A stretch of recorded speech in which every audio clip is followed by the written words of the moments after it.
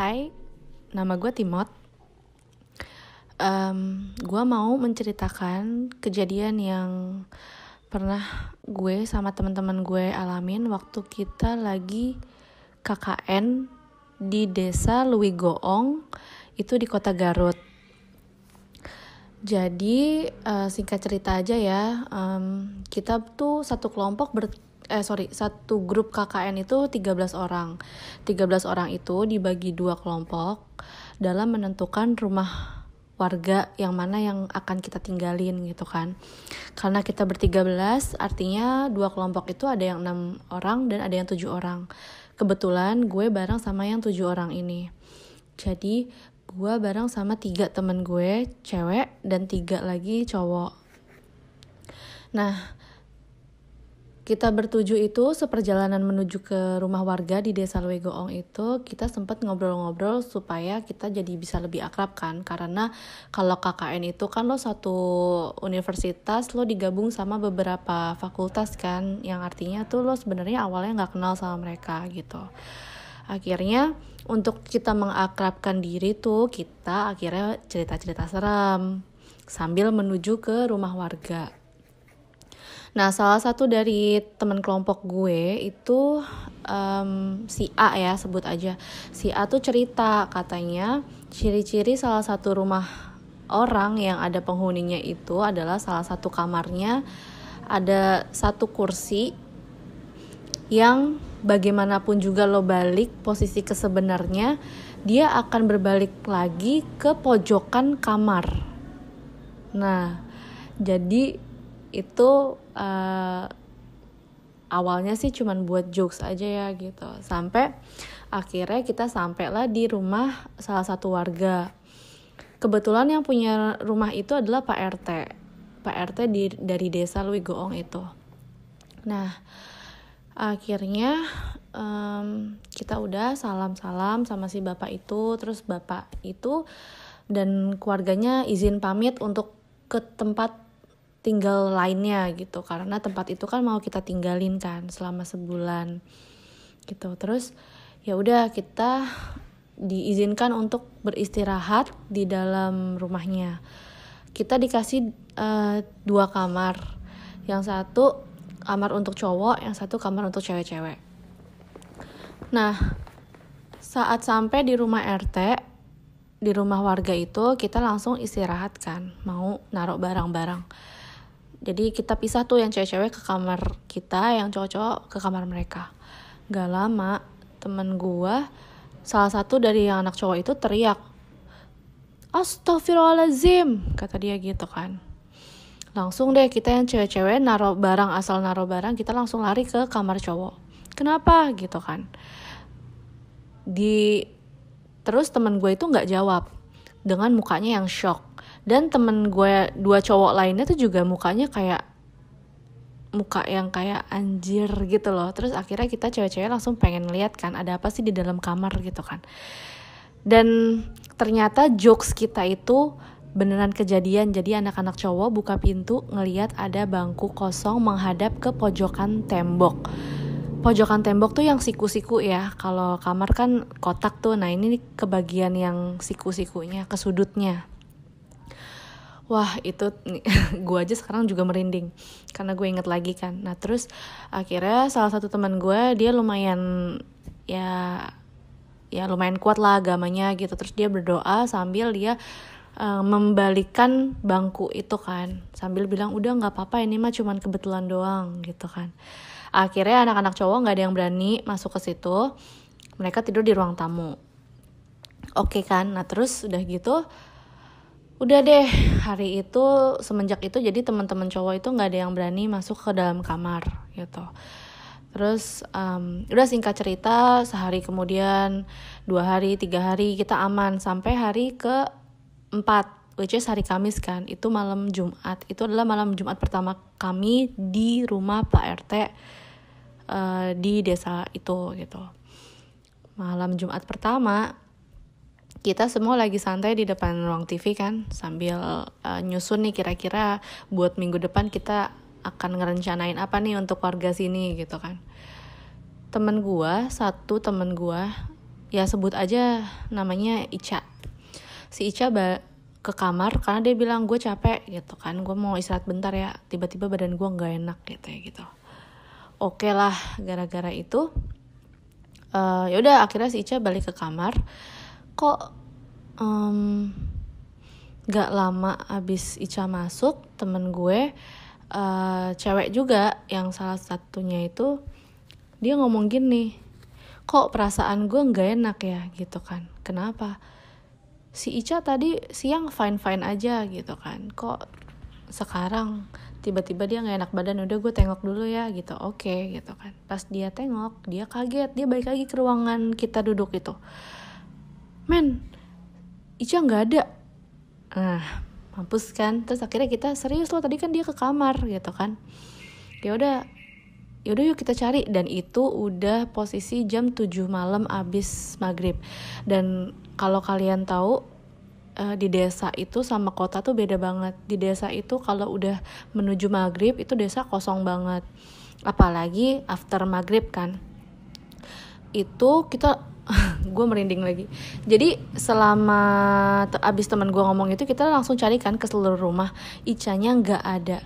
Dan ternyata pas kita lagi telisik-telisik ke belakang rumah, kita beraniin untuk keluar rumah, di belakang itu ternyata ada kamar mandi yang ada sumurnya. Nah akhirnya gak ada yang berani masuk kan, karena yang pertama gelap, yang kedua kita gak tahu kalau ada sumur, dan yang ketiga ada suara air mengalir. Akhirnya kita bareng-bareng masuk ke dalam kamar mandi yang itu tuh ditutup sama bambu-bambu gitu. Pokoknya kayak desa banget lah gitu kan. Kita masuk, ternyata si Ica lagi ambil air wudhu. Kita kan langsung lega gitu kan. Lega, abis Ca lo kalau ini, lo tau dari mana ada tempat ini gitu kan. Terus Icanya diem aja dan dia langsung straight ke kamar. Langsung balik ke kamar. Terus kita, dicuekin gitu kan. Terus Ica masuk ke kamar. Ya udah kan, kita pikirnya dia sholat. Akhirnya kita balik lagi ke ruang tamu kan, ke ruang ngumpul itu.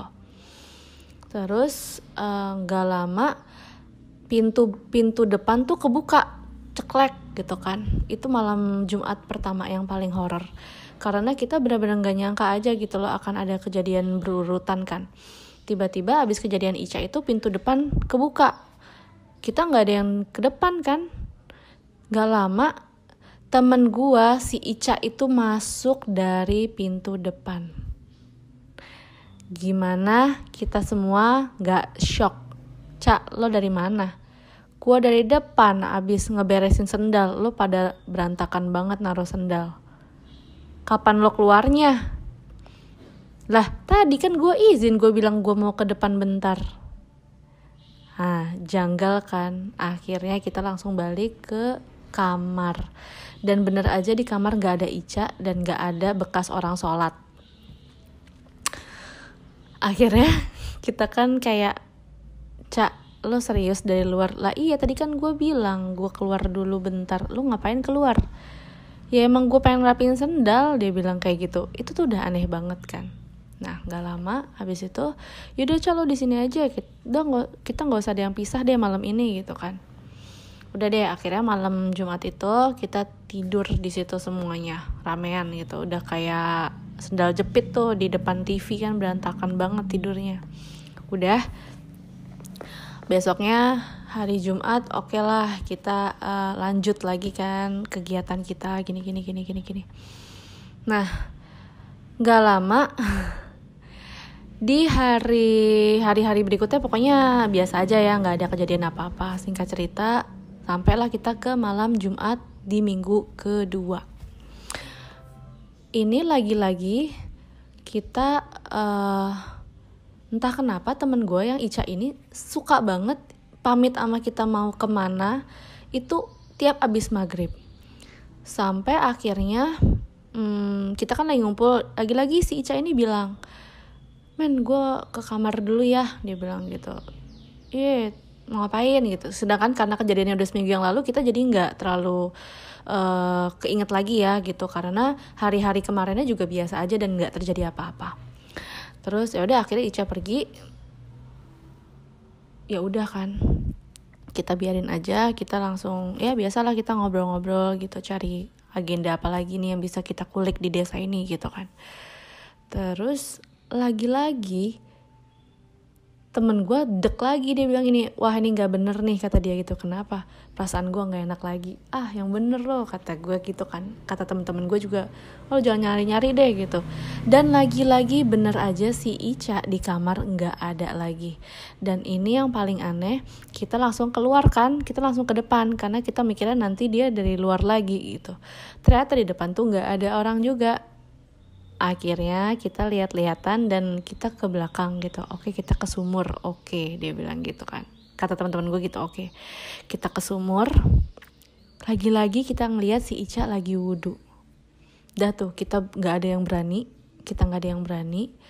Habis itu kita cuma ngeliatin doang. Lagi-lagi si Ica itu diem terus. Diem aja. Gue gak tahu deh mau ngapain. Pokoknya dia masuk kamar. Mungkin dia sholat.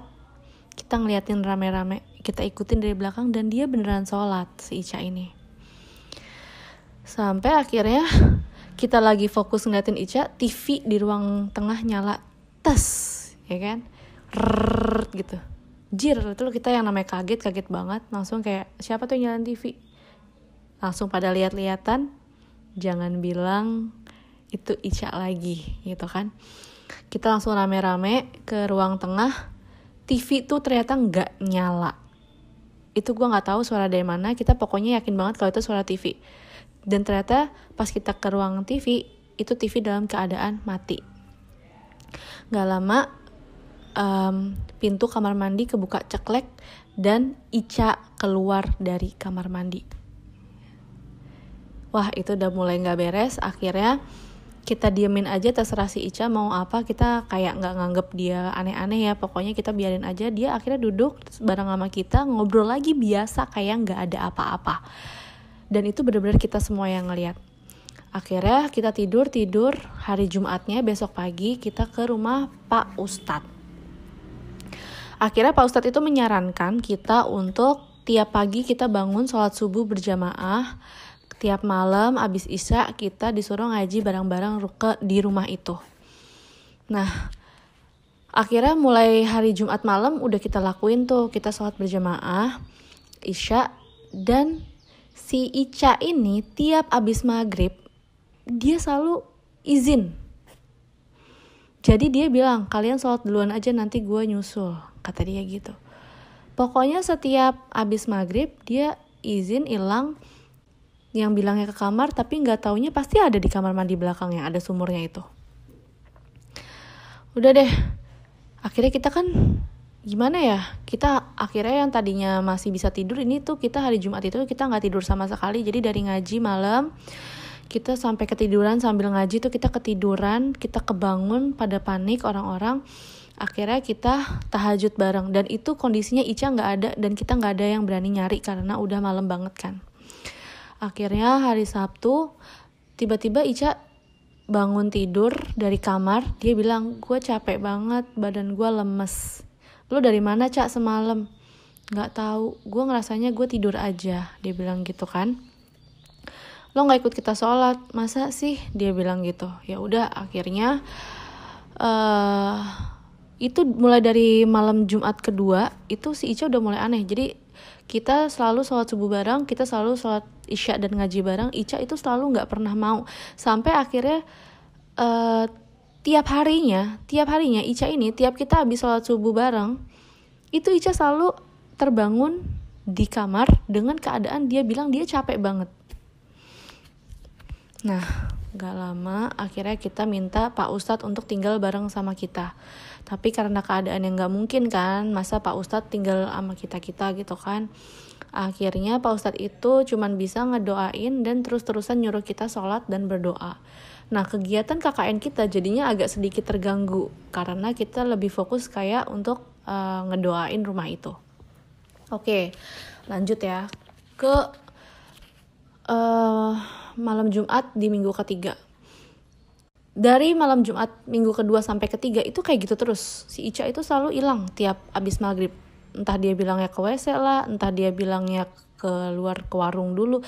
Pokoknya dia gak pernah mau ikut kita untuk sholat jamaah. Isya ya. Nah terus gitu terus sampai akhirnya itu di malam Jumat ketiga kita beranikan diri untuk coba tidur malam gitu. Kita tidur malam dan gak ada yang berani di kamar. Dan ini kejadian paling kalau gue bisa bilang ini paling menakutkan dalam hidup gue. Jadi kita tidur kan biasa di depan TV itu, di depan ruang TV, di dalam ruang TV. Terus itu malam abis sholat Isya kita tidur dan gue kebangun jam 11 malam. Gue kebangun, gue melek dan gue ngeliat Ica itu jalan menuju ke kamar mandi belakang yang ada sumurnya. Pas gue mau teriak gue bangun, gue tuh gak bisa, badan gue itu kayak ditahan gue tuh bisa ngeliat Ica, gue tuh bisa ngomong Ica gitu, tapi tuh gak keluar suara gue. Dan saat gue nengok ke Ica sambil badan gue berusaha untuk gerak, gue berusaha untuk ngelepas beban yang gak tahu apa itu. Gue nengok ke depan, gue lurus ke atas, itu yang namanya Mr. P, jaraknya cuman 10 cm dari muka gue. Gila, jangankan ngomong kasar ya, gue mau ngomong astagfirullahaladzim, Allahu Akbar aja tuh gak bisa. Lo tau gak, dalam jarak 10 cm, kalau lo ketakutan, lo gak akan teriak. Lo hanya akan terdiam, fokus, dan lo ngeliatin apa yang lo lihat saat itu. Gue lihat banget di hidungnya masih ada kapas. Terus gue berusaha untuk menjamin mata, gue merem semerem-meremnya, gue sambil doa apapun yang ada di otak gue. Entah gimana, pokoknya malam-malam, gue nggak tahu deh itu jam berapa, itu berlangsung berapa lama. Gue akhirnya ketiduran lagi, gue bangun subuh karena dibangunin sama temen-temen gue, kita mau sholat subuh ya kan. Itu hari Jumat pagi. Gue nggak berani menceritakan itu sama temen-temen gue pada awalnya. Nah tiap subuh pagi pasti aja si Ica itu udah di kamar dan dia bilang, kepala gue pusing banget. Dan sekarang Ica mukanya udah pucet banget, rambutnya nggak pernah keramas, kayak yang lepek banget, dan badannya selalu keringetan gitu. Wah itu udah nggak beres kan. Akhirnya hari Jumat di minggu ketiga itu kita menghubungi dosen kita gitu kan, dosen yang bertanggung jawab atas kelompok kita gitu. Terus akhirnya kita di minggu ketiga itu hari Sabtu, hari Minggu kita udah nggak berani. Gue sebelumnya Jumat itu siang sholat Jumat ada Ustadz kan, gue ceritain kejadian gue semalam yang gue ngeliat Mr. Poch itu di muka gue. Akhirnya kita, karena adanya cerita gue, akhirnya dosen gue mengizinkan untuk kita semua pulang.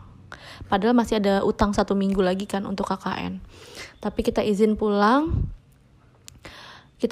akhirnya dibolehin. Jadi Sabtu pagi bis datang, kita boleh pulang hari Sabtu itu. Kita udah lega banget, akhirnya kita boleh pulang. Karena kejadiannya tuh rame-rame gitu loh, semuanya pada ngerasain kan. Sabtu pulang, Sabtu pagi itu biasa si Ica tiba-tiba menggigil. Dia bilang, aku nggak bisa pulang. Dia bilang gitu, Ca nggak bisa, kita udah mau pulang nih. Kalau nggak ntar lu di sini sendirian gitu kan. Aku nggak bisa pulang, kata dia gitu. Oke lah, gara-gara itu kita disuruh setia kawan. Oke, kita kesini bareng-bareng, kita pulang bareng-bareng gitu kan. Akhirnya kita tunggu sampai malam. Akhirnya kita nunggu si Ica itu enak badannya. Kita rencananya pulangnya jadinya hari Minggu siang. Ternyata pas Sabtu malam, lagi-lagi si Ica izin mau pergi. Nah, kita udah gak ada yang berani menghalang. Akhirnya temen gue 3 orang lari ke rumah Pak Ustadz, bilang, Pak Ica lagi-lagi mau ke kamar mandi gitu kan.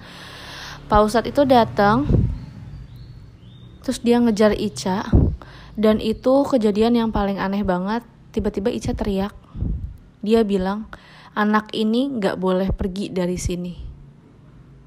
Dan itu bukan suara Ica. Itu yang namanya kita ngeliat, kita shock banget. Kita pelukan rame-rame. Pak Ustadz itu langsung megang tangannya si Ica, dan kekeh banget si Ica itu ngomong, anak ini tidak boleh keluar dari sini. Suaranya berubah banget, matanya mata apa ya, kayak melotot gitu deh. Itu kejadian paling serem sih, gue sampai sekarang masih merinding sih kalau gue ceritain. Terus pokoknya singkat cerita, Bapak Ustadz itu ngedoain sampai Ica lemes, digendong sama Pak Ustadz.